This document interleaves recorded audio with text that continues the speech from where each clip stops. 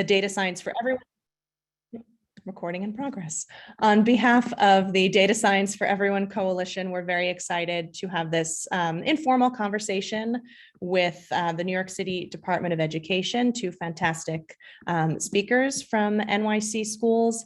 I'm Kristen Manukian. I work with the Learning Agency, a organizing partner organization for the Data Science for Everyone Coalition. And this is the second in a series of Ask Me Anything events. We have another one coming up next month that we're really excited about. We spoke with San Diego schools back in October, and we're very excited to hear from New York City schools today.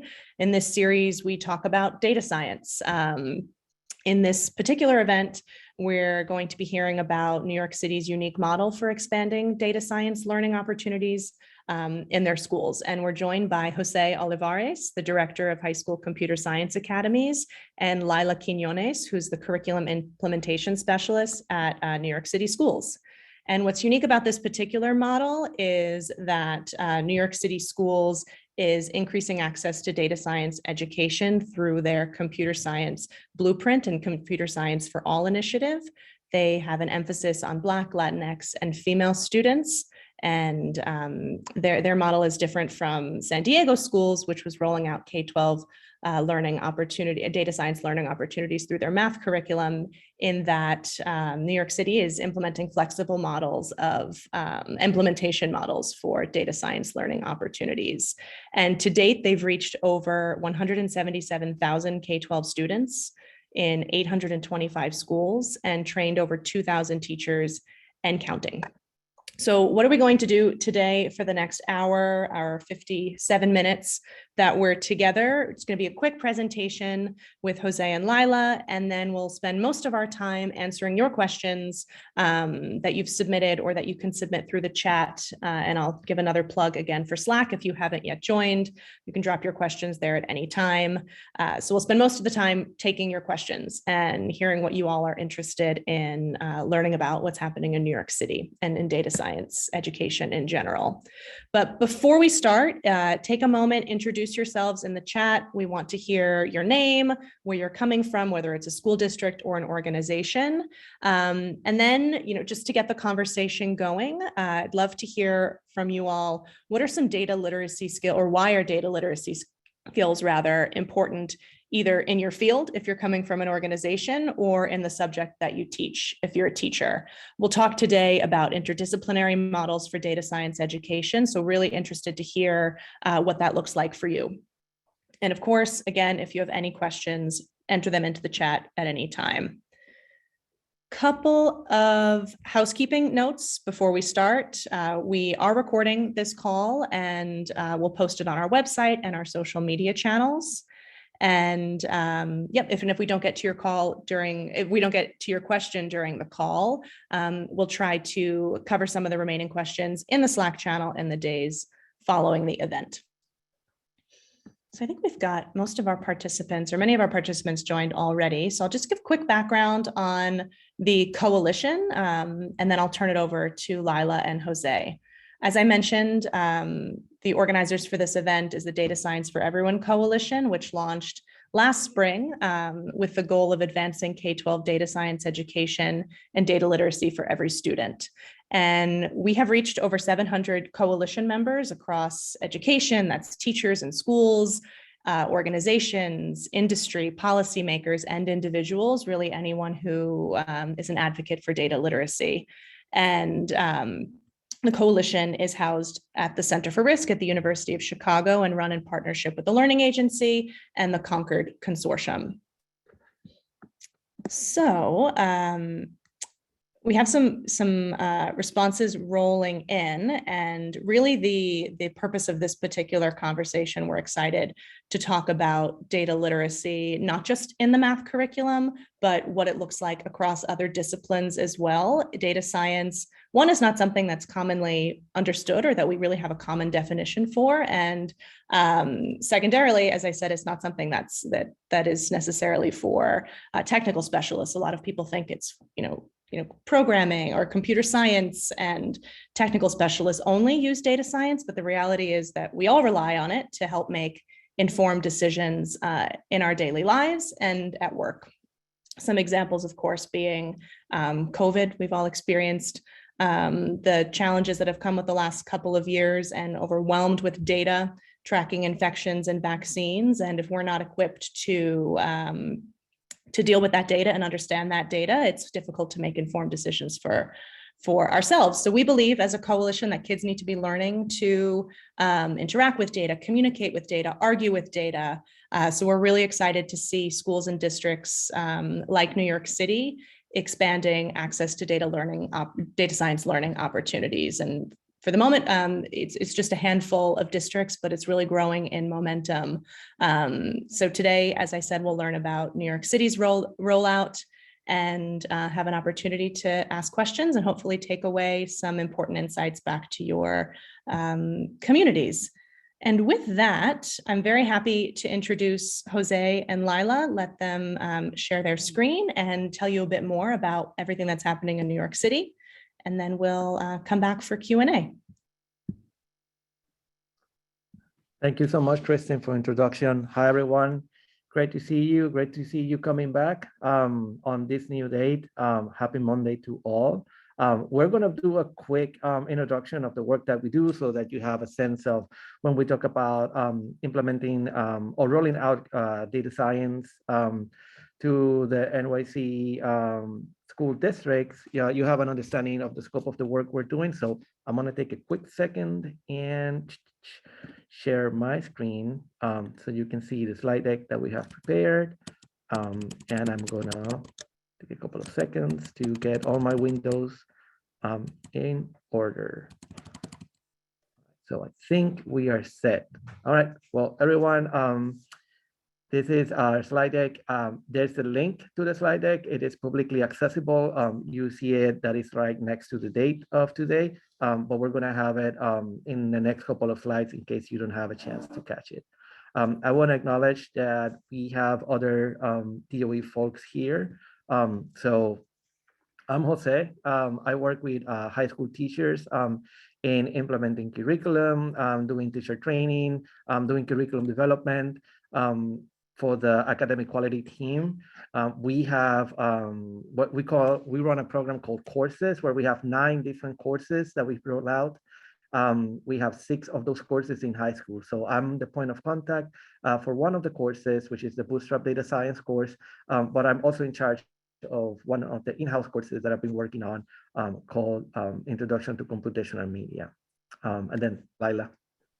Hi, my name is Lila.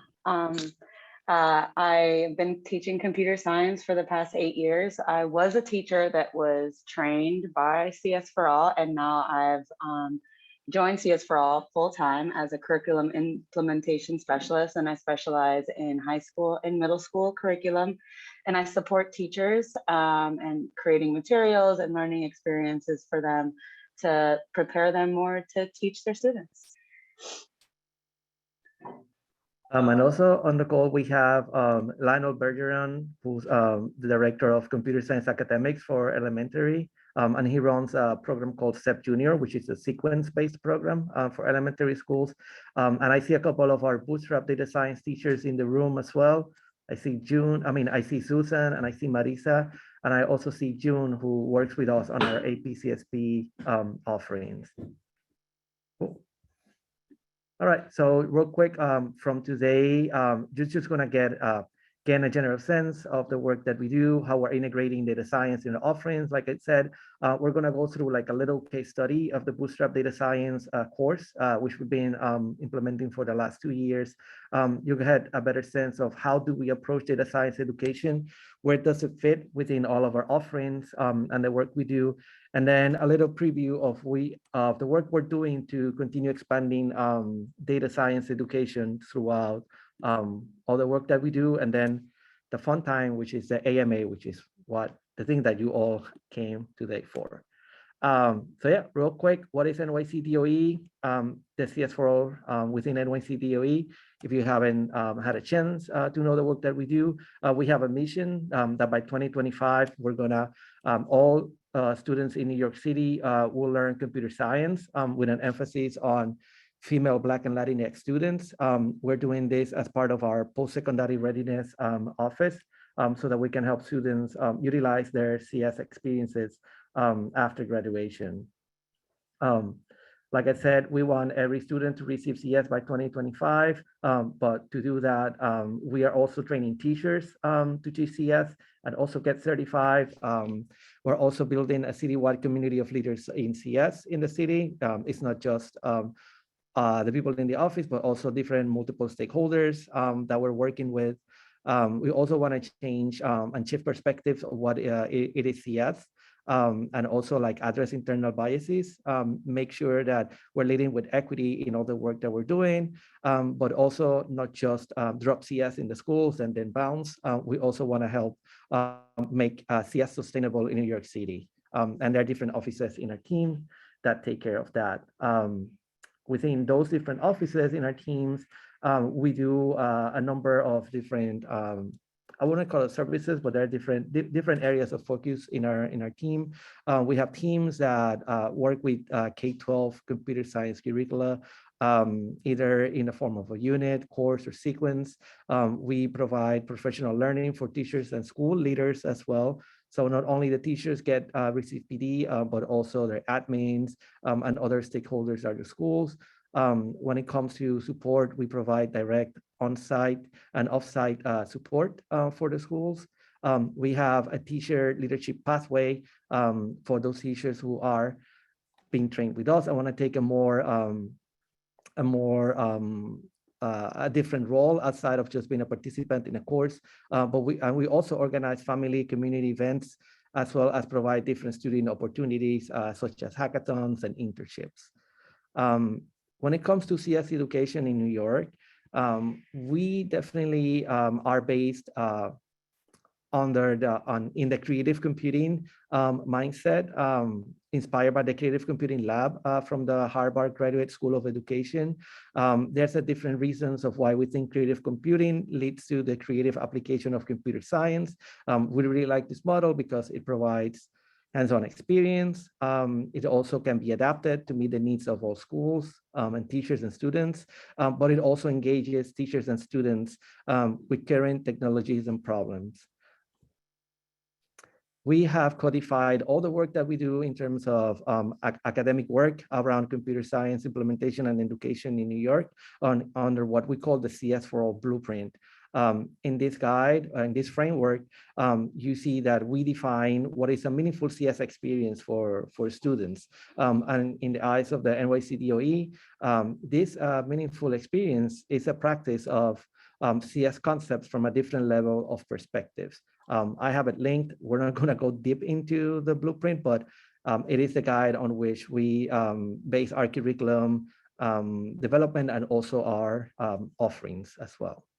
Jose, sorry to interrupt you Yeah. just for a minute. It looks, there was a mix up with the slides. It was all jumbled on the screen, but it looks like we're back in action. So.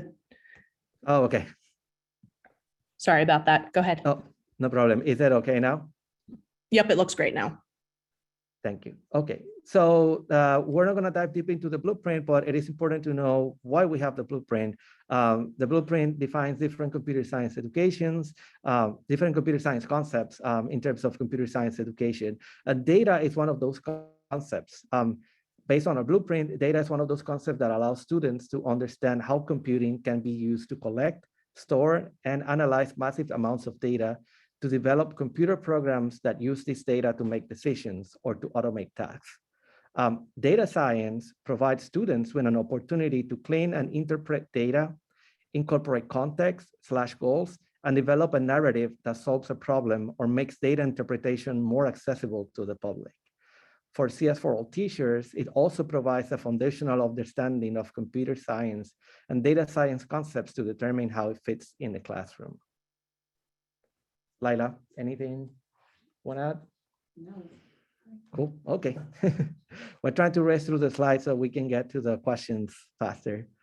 Cool, so now we're gonna talk a little bit about CS for All and equity, which is the main framework on which we develop all of our content, and it is the work that guides what we're doing. We have a team of educators and in-house staff that work between our equitable practice program. And the equity team, they develop also PD that incorporates CRSE concepts into our core programming. The way that we do that, we provide a series of trainings on CRSE called Exploring Equity in Computer Science, which Laila has been a participant and now a contributor to. Yeah, so equity, we try to keep equity like at the forefront of what we do, especially when we're introducing teachers to different best practices to teach computer science, because the idea is that, you know, we want computer science to be accessible for everyone. So why not have equity at the center of what we do? So these trainings are for all teachers, so they can kind of look at computer science pedagogy, whether it is, you know, the model for teaching their students, scaffolding materials, or just the approach to different topics. So they can design learning experiences through the lens of equity and inclusion. This, like I said before, this keeps the idea of meeting the students where they're at the forefront of what we do, which is what allows us to make data science and computer science curriculum and instruction accessible to all students, regardless of whether or not they're good at math or good at science, or good at math and good at science. It also, these trainings build a framework and buy-in for our teachers to kind of like own this idea that computer science can be used as a tool for social justice and a tool to kind of push equity, which is a huge, you know, theme in data science in general, due to lack of representation in the field of data science, and also just due to the fact that there's tons of data out there that people can look and analyze and put a narrative to help explain it to others who maybe don't have the skills needed to kind of like look at the data, interpret the data, and create visualizations, and, you know, turn it into a narrative. Thank you, Laila. Lala, now that we are talking, now that we've talked a little bit about like the framework on which we build our offerings and the main ideas behind CS for All and NYC, Laila is going to lead us a little bit into a little bit more of understanding what are our implementation efforts and give you a preview of the case study that we've done with the Bootstrap Data Science course. All right, so in terms of implementation, CS for All offers a range of entry points for computer science for our students and for our teachers, such as, you know, entry points in art, in science, math, game design, storytelling, etc. If you can change the slide. As mentioned before, so far, we have 2,025 CS for All teachers trained to date, and our goal is to train more, and we will train more than 5,000 teachers, 825 schools. In terms of student outreach, 177,000 students in year 5 alone. So that's just in year 5. And when it comes to the AP CS exam, we have 5,573 students who took the exam in 2019, which was a huge increase from 2016, where we had 1,137 students take the AP CS exam. If you could change the slide. So among our multiple entry points, we offer kind of like these 4 different models. One is a grade level integration of computer science courses or content to be integrated into multiple subject areas. So this is where like the art and the music and the social studies, like integrating computer science into that. We have subject area integration, where computer science is a specific subject area for multiple grades or for one specific grade. Then we have grade level course implementations, where we have a whole, like, for example, the Bootstrap course is a year-long course, and it's standalone, an elective course currently in the DOE. And last but not least, we have a vertically planned sequences where the idea is that every year the students will gain some skills that would help them for the course in the next year, and so on and so forth. And depending on the school's philosophy and the community that school in the model and the accessibility for teachers and students, schools are able to choose a model that fits their community the best, and it increases the access of these concepts for students that have variety of different needs. Now, specifically, our Bootstrap Data Science course is a 54-hour long introductory course that applies statistical modeling, rigorous introductory programming, and analysis for real-world data sets, allowing for participants to answer questions that they care about and use data to back up their conclusions. They learn programming practices, statistics, how to use various visualizations such as bar charts, pie charts, histograms, scatter plots, all to kind of like illustrate, interpret data, and develop that narrative. Specifically for Bootstrap teachers, I conducted some interviews with some of our superstar teachers, and I talked to them a little bit about what are some best practices. I wanted to really get a sense of what they thought their implementation was going, and a lot of them really said that equity inclusion was a huge part of what allows them to teach the course. A lot of our teachers, they dismantle these misconceptions about students and teachers, right? Even for themselves being trained. Oh, you have to be good at math to do this type of programming. Our hope in CS for All is that through this equity lens, that they're able to do that in their communities. Our partnerships and teacher programs, such as the curriculum and training model that we have, which incorporates both, right now we're synchronous, virtual, and asynchronous, as well as creating online communities on Slack and on Discord where teachers can exchange different scaffolds and exchange different modifications that they've done for the curriculum, and share ideas that what are some best practices, what are some things that you should go to, what works and what doesn't work. And they find that really helpful, right? Because a lot of our teachers are teachers who are in great groups of teachers with their colleagues, and they can do planning together, and other teachers are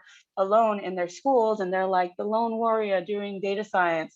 And so a lot of these online communities with teachers constantly talking, constantly having discussions, really come in handy for them when it comes to the planning. Because what we found through our conversations and working with teachers who are just like always focused on implementation is that there can never be enough resources, right? Because there's always going to be a different type of student in your class that has different needs that maybe you didn't imagine, and we kind of leverage our diversity and our colleagues to help us out with that.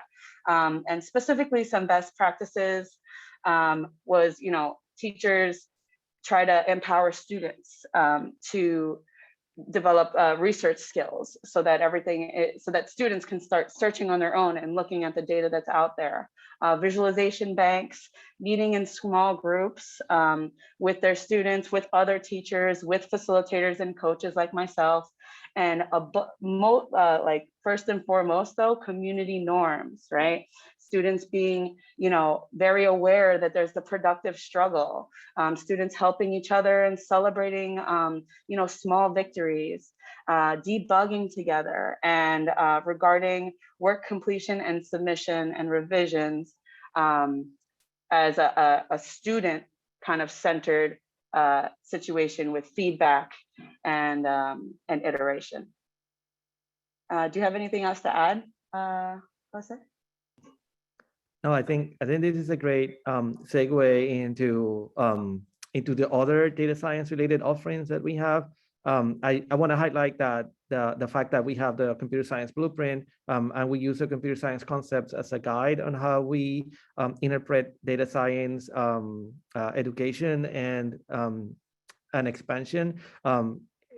Reflects a little bit of the other offerings that you see in 1 second. So let me do that real quick. So we have data science everywhere. We have data science from K to 12 in our offerings. And based on the blueprint for computer science education, this looks a little bit different. For example, this is the K5 work that Lionel has been doing with teachers and schools. And this is just a representation of the different efforts they do in teaching about data and some data science concepts. And you can see that they are categorized into data collection, representation, there's inputs and outputs, AI and machine learning, which is a little bit different from some of the other offerings that we have in upper grades. Lionel is around, so definitely during the AMA, ask him a lot of questions because it is a great wealth of resources for K5. We also have the Hack League, which is a out of school hackathon opportunity for students where they use real-time, real world data to solve real world problems. And we partner with different local entities such as NYC, Beta NYC, and we teach data science literacy and literacy concepts to students so that they can develop prototypes to solve problems. We have a capstone course called CS and the City, which takes the same principles of the Hack League about utilizing publicly available data. But in this one, they develop a full web-based prototype using JavaScript, React, and other different software development frameworks. And this is meant to be a capstone course. In terms of like what's next, we are developing our in-house high school data science course. It's going to be a combination of multiple ideas that we'll be developing in this grade band.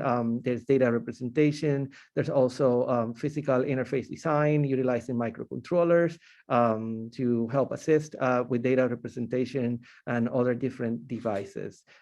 This course hasn't been implemented yet. We only had one teacher who piloted, but it's still in development.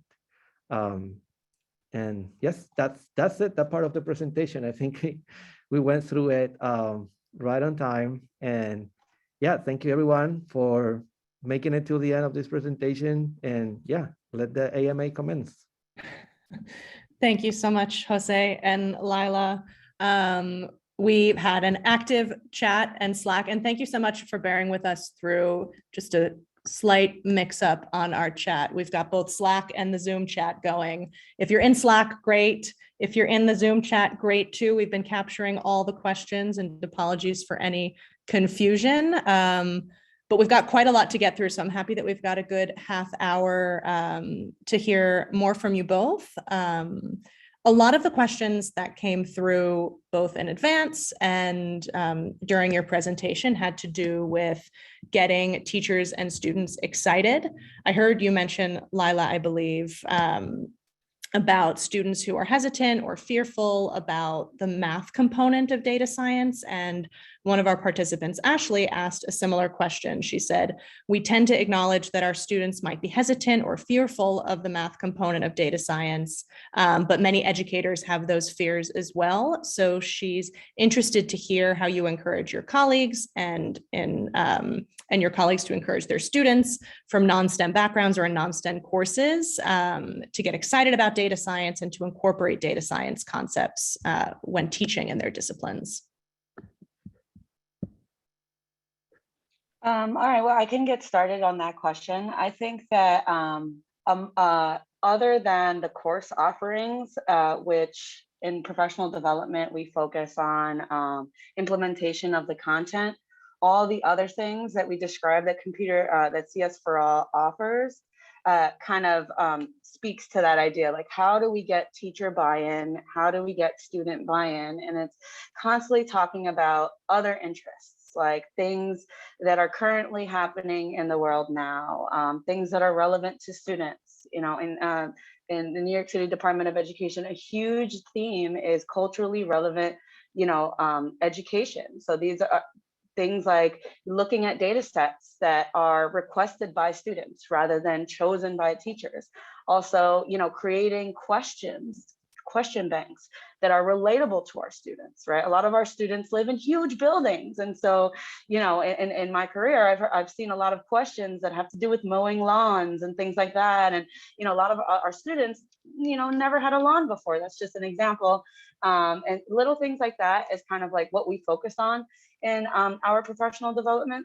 And we also focus on things like celebrating errors and like really narrating through that productive struggle and giving our students the vocabulary to speak about their frustrations. Like, oh, I feel this kind of way because I'm stuck on this bug for like 2 days, right? Like, and normalizing that whole experience kind of opens the doors for everyone to, be able to move fluidly between, their learning zones and their panic zones, when they're looking at something that's new. And in terms of our teachers specifically, things that they mentioned on the interviews is definitely, getting to know your students and letting the students have a say in the data sets that you decide to use or the problems that you decide to give, some class time to.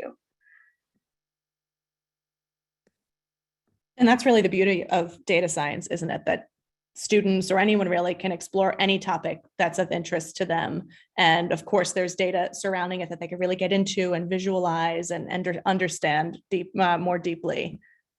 There were a number of questions as well, because I'm sure that we have people on the phone, educators and administrators from districts that are in different phases of exploring data science education. So curious to hear a bit more, and we have a participant, Leellen, who asked this question about how natural it has been to integrate data science into your curriculum, at the early stages. Is it something that teachers have been challenged with, or the district community has been challenged with, or has it been a fairly natural fit?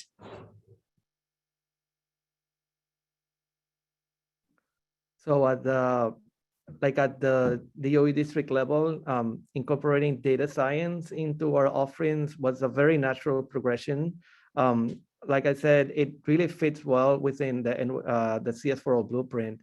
And one of the reasons why we've been incorporating data science as its own separate course is that we realize that if you look at the courses model that we follow, all of our courses are a year long. And they dedicate to be implemented as a standalone course. Not all schools are able to do that. So we really wanted to bring in data science, but also offer an alternative to that full year implementation model. So we are working with the Bootstrap Data Science folks. It is one of the courses. It is the one course we have at the high school level that can be implemented as a 54-hour offering or integrated within a subject area, which I will say that for the high school space, that's a new concept for us. We've only done full-on courses. So we're learning through the Bootstrap Data Science course implementation and their PD, as well as the interviews that Lila has been conducting with their teachers, how this looks like at a school level. Because for us, if we think about what the district needs and what the district is asking, moving to integrated model within the high school space requires a different lift in terms of reporting, in terms of how we're tracking impact and reach in that space. So that's something that we are learning a lot with the goals of making more sense. But if we were to talk about like struggles and challenges integrating in different subjects, I would definitely call on folks like Susan, who are on the call, and any Bootstrap teachers to talk about that, because they do extensive work at PD and outside of PD, and again, like highlighting the importance of building community and trust with these teachers on doing, that individualized support that all these teachers need. All of our teachers that come from different backgrounds, and that's why our PD framework takes that into account. And that's why building confidence and doing extensive modeling, making sure that they have the content, pedagogical and technical knowledge to be able to succeed is a big part of our PD. And the Bootstrap Data Science folks, they've also been really instrumental in making clear connections to different subject areas. So being data science, data science concepts such as universal concept, I've seen instances where in the data science Bootstrap PD, their teachers were struggling into, well, how can I make this interesting, not just as a standalone course, because there might be not enough interest for that, but I'm just struggling to see how can I incorporate data science concepts into my existing areas. So I've seen examples where they're using concepts they learned in that particular PD to explain historical effects and support research papers and do different calculations that they would have done in that class if they had not gone through this data science training. And it's not a full-on 100% hardcore programming class that you need to run to incorporate this data science concept, but at least you're giving them the understanding and exposure to tools that they can use, be it, a Google Sheet where you're running formulas or a text-based code editor. And just to kind of piggyback off of what Jose was saying really quickly, I found that a lot of teachers really take the data science training and they bring it to their subjects because they see the value in it. For example, social studies teachers will come up with a civics lesson and use like Beta NYC data in order to, uncover or illustrate a topic that they're learning about. In social studies, science lends itself to data science very nicely in our New York City curriculum. Even from the middle school up, we start interpreting visualizations. What do they mean? Start to create narratives, especially in the science class. In English class, for example, right, that narrative can be developed. So I've spoken with English teachers and I've seen English teachers kind of maybe not like generating a visualization, but looking at that visualization and creating that narrative in an English class. And so I feel like in terms of data science principles, maybe in the last 2-3 years, we've been defining it as data science, but from day one, even when I was a trainee, I saw data science everywhere in what we were doing. I love that you mentioned the open Data NYC and Beta NYC data as well, because it's not just New York City. Of course, New York City has some fantastic programs, but there's so many cities around the country that publish their data, and it's a real opportunity for students to get engaged in their community and things that make sense to them and things that they can, touch and experience. And it's such an opportunity for other cities to do something similar, engaging students, because very few actually do. So I love that you mentioned that. And I also love that we have some of your teachers and colleagues on the phone as well. I saw in the chat, let me just scroll back. Susan mentioning she's excited to be working with French teacher using infographics. I just want to open up the floor. If any of your colleagues or teachers want to share their experiences, I'm sure other participants would love to hear.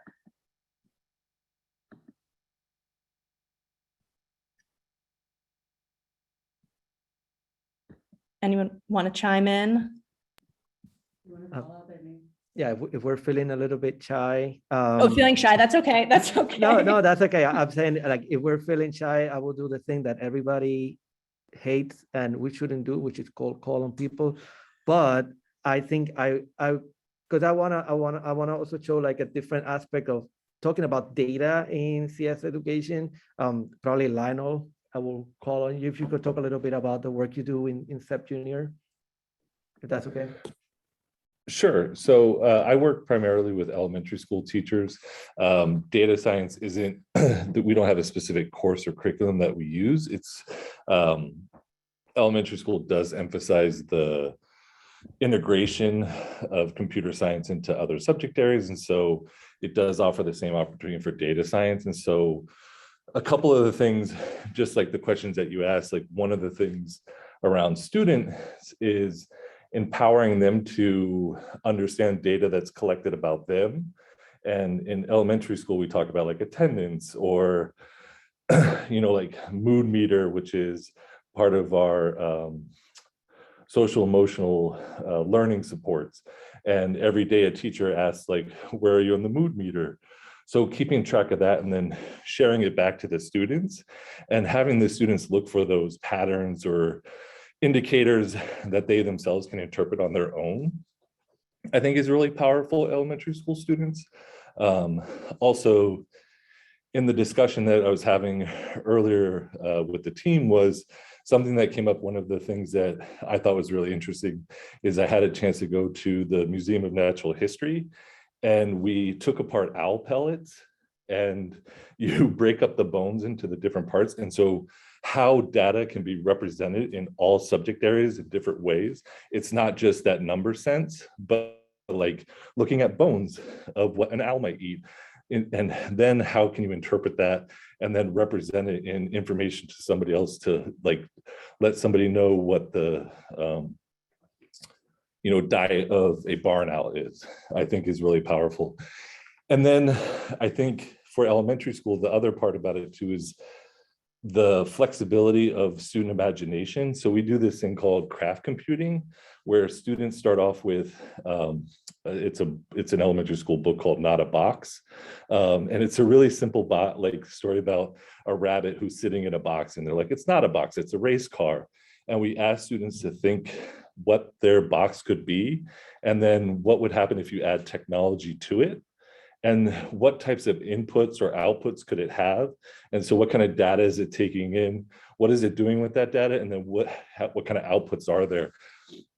And we talk about like sensors and things like that, but we don't limit it to that. So one of the activities is students create their own processing unit. So we talk about CPUs, but then they might have a sunshine processing unit. And so it takes in sunshine, and what does it do with that sunshine, interprets it in a different way. So I think that flexibility of understanding what data is can be really useful in engaging students, especially if they have if they're intimidated by the math idea of it. And you can eventually get there, because on that slide that I shared, when we talk about like student data, there's one of the activities in one of our K2 units is collecting student attendance with Legos. So yellow Legos for present and blue Legos for absence. And you create walls for each day of the week. And at the end of the day, you look at the different walls that you created. You're like, oh, there are a lot more yellows on Monday, Tuesday, and Wednesday, and more blues on Thursday and Friday. So you're recognizing patterns, but then you can take that visual representation or physical representation and then turn it into data, like count the numbers. Okay, let's count these out and let's put these into numbers. And it offers that opportunity for converting into those mathematics or number sense ideas. We have a +1 for Not a Box in the chat. So thank you so much. I have a follow-up question, one that came through a couple of times in the chat as well. Some participants are interested in knowing more about the tools and the apps and the software that you use, particularly at different grade levels. So is that something you could speak more to? Sure. Do you want me to start on elementary school and then we'll just go up through? Okay, so That's great. Yeah. Yeah, so elementary school, there's a lot of the content and curriculum is built around unplugged activities initially. So that idea of, using Legos and, things that are already available in the classroom. And then when we look at applications, when you're talking about data science, I think some of the things like makey-makeys or physical computing that allows students to kind of interact with the information that they're building. There's a really great activity on the Makey-Makey website. If you're not familiar with the Makey-Makey, it's a kind of a microcontroller that basically imitates your keyboard, but then you have all these alligator clips so you can change what the inputs are. Like their big thing is like a banana piano. But they have this really wonderful activity where they, as I mentioned before, the mood meter, they put it up on the wall and it's 4 quadrants with colors, and the students just come in and they high five the quadrant that they're feeling for that particular day.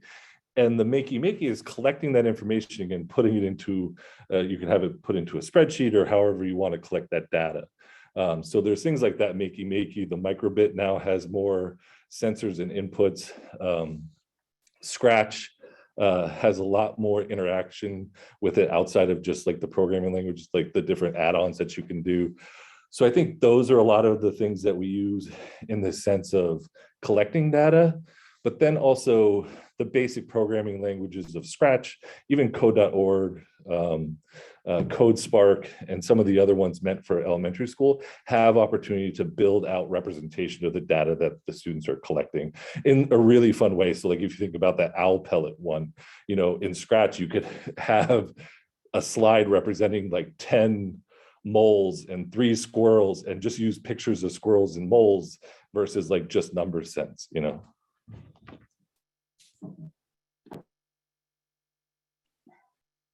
In terms of middle school, I think currently the in-house middle school curriculums, we use Scratch. We use, in terms of application, we use Scratch. We use p5.js. And also for physical computing, I believe we use Microbit, but we have used others such as Arduino for physical computing as well. And specifically, a lot of what Lionel was talking about in the middle school curriculum, it builds off of that. So first talking about various types of data, signals, you know, switching data from one form to another, having something interpret data, and then other things such as gathering data from users and visualizing it in different ways. Specifically, our 7th grade in-house curriculum leverages processing. So that's looking at, you know, computer science, data science, and just programming in general through an art lens, right? So in like user input and how can that be visualized using the processing library of P5.js. Jose, do you want to talk about high school? Yeah, and then high school. So in high school, we move we have a full move to text-based programming platform. So considering that we have 6 different courses, there are different platforms that we utilize. Definitely P5.js. We still keep going with the P5.js, and we have different curricula from within P5.js that explores machine learning, AI, interpreting data sets, and doing things with different data inputs. We also have a set of APCSP courses where data, BJC, Beauty of Joy Computing, and UTeach are the 2 courses that we work with. Some of them explore BJC, I believe they use Snap, which is a block-based, more advanced version than Scratch. We also have UTeach, and they utilize Python, so a different platform application of similar ideas. We also heavily allow high schoolers to think about how this will look like in a post-secondary setting. So there's a big emphasis on front-end development. So some of our courses explore web development from a front-end sense, but they also do some back-end development using React.js, using Flask, I believe, in some of the courses. So it's definitely different platforms that fit the different purposes. Physical computing is also an aspect that's going to show up in high school with a tangible interfaces curriculum, where essentially we're also going to be doing data representation, learning how to interpret data from APIs that construct the whole story. We have from the piloting teacher and some other projects, we've had folks who've done interesting things where they created like art installations at their school. They have a visualizer trying to read weather data and how that changes across the day, and how they are using that to trigger different animations or change different parameters of the artwork they're creating. We've also had different projects where kids are developing their own clocks, and they're taking clock data, built-in functions that display the time to make them display time in a more creative manner. So there's there's a lot of different platforms that we utilize depending on the curricula that we're following. I would say that a big part of all the different platforms that we explore is the fact that they run on a browser. They're not behind a paywall. They're all free and available to the teachers, and that there's always a curricula associated with it that's connected in a way aligned to our blueprint framework, but also aligned to standards like CSTA and so on. Speaking of standards and curricula specifically, of course, you mentioned the Bootstrap curriculum and a handful of the other learning resources that you use. We had a number of participants ask about teacher training, but specifically in relation to the Bootstrap curriculum, which offers really fantastic professional development. Do teachers learn data science via that curriculum and then teach it to students using the same resources that they learned on, or what is your professional development and learning model for teachers? So I think Laila and I could tackle that. So our hope is that all of our teachers who are trained in a particular course, such as Bootstrap Data Science, they implement the course utilizing the curriculum on which they're trained on. But also saying that we also work extensively with the teachers in all of our courses to adapt the curriculum to their own classroom. So implementation might look a little bit different, but it is based on the training they've received from their facilitator. And it is an expectation for all of our programs, teacher training programs, that these teachers implement. They're coming to learn computer science, data science, all these different cool, and work on cool projects and do a lot of fun stuff and get paid for it. But we really encourage implementation, and we've built systems to support that implementation at the schools. Yeah, specifically in terms of implementation, right? Our PD model, aside from the synchronous work, so teachers meet in courses such as Bootstrap once a month for maybe like 6 months out of the school year on a weekend, and they're trained on the course content. And teachers also have planning time in our PD model as well, because we understand that no matter how amazing the curriculum is, and we deal with some amazing curriculum, right? Bootstrap and in-house and all the other partners that we have as well.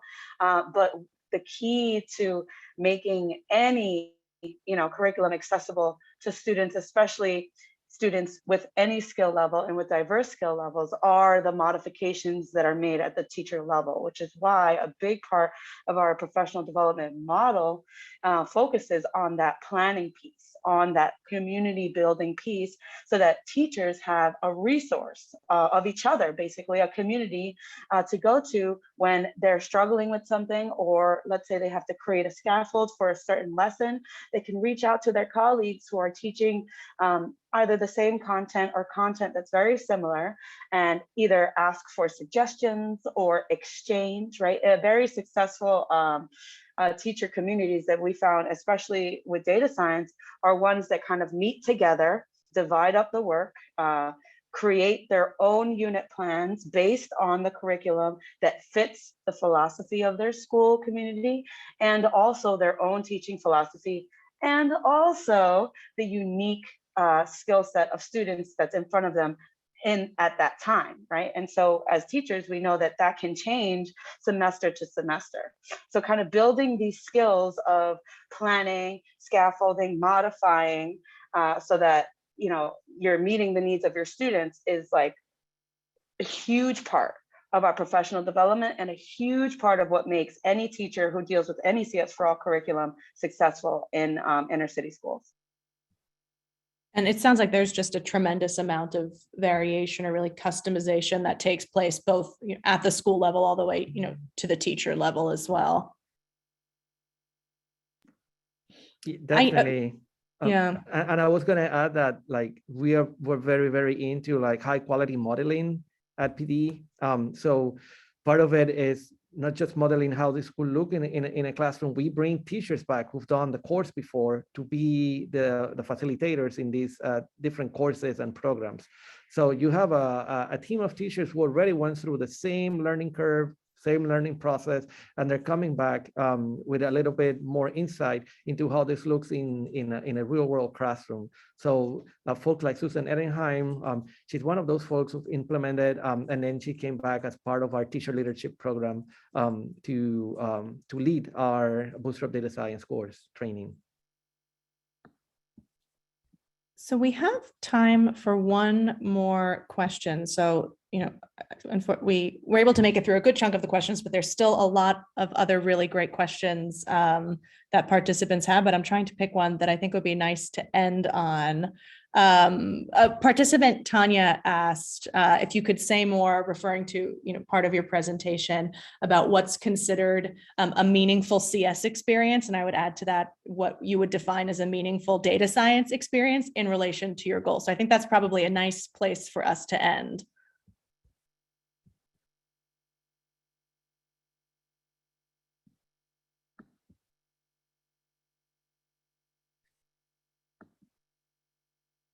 I think you're on Yes. mute. Yep. Yes, sorry. So when we define what is a meaningful CS experience, again, coming from the blueprint, we talk about a meaningful CS experience that can, at the minimum, this is something that our office is also adapting to, at the minimum counts as 10 to 25 hours of computer science education. And within those 10 to 25 hours, either integrated in a subject or as a standalone unit, students are given the opportunity to be exposed to computer science by exploring at least 3 different computer science concepts, either be programming, data, and other computer science concepts, algorithms adapted to the content they're currently working with. So that's like the technical interpretation of it, but ultimately we love to see, projects, student-created projects that speak to their interests, and they're using computer science concepts, via plugged, unplugged, or computational thinking concepts to help them to lead the work, to use those concepts to lead the work they're doing. So if I can just jump in, if I would kind of like use that framework to apply that to data science, I would say like a meaningful data science, experience would incorporate the students' interests, either art, music, writing, gaming, science, design, and they would analyze some data in that topic and create this narrative. Like, what is the data trying to say in a way that is accessible to others? And with those 2 things in mind, kind of like thinking about opening up the students' minds to data and what data really means and how data drives decision-making or iteration for the future. And I say, like, if I were to adapt that meaningful CS unit, as defined by the blueprint to data science, that's what I would say for sure.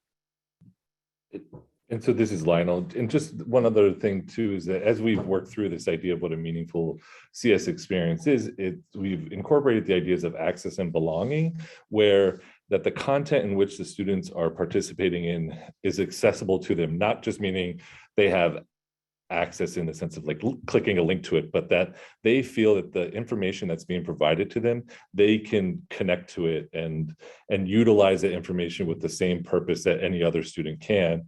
And then in a sense of belonging, that this information or what they're doing is valuable to who they are as an individual and whatever identities that they look for in the work that they're trying to do. And I think that that's just a really important part of that meaningful experience, because, if something is, you feel that you have access to it and belonging to it, then it's more meaningful for you, and you're more willing to go beyond just the minimum expectation of what you're asked to do with it. And I think that's where it becomes really innovative and creative in an understanding of how it impacts others.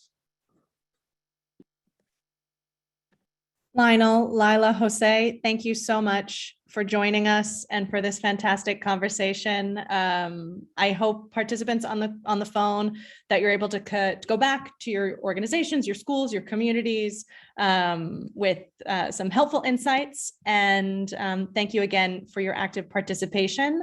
My colleagues have dropped some links in the chat for things that you can look out for from us at the Data Science for Everyone Coalition. Our next AMA is taking place in February. It will focus on out-of-school providers, so that's a new topic for us, and we hope to see you all there. You can also find links to the slides from today's presentation. Yes, stay posted on our website and our social media for all of the upcoming events and programs. So thank you again so much, and I hope you all have a wonderful rest of your day. Thank you, New York City Schools.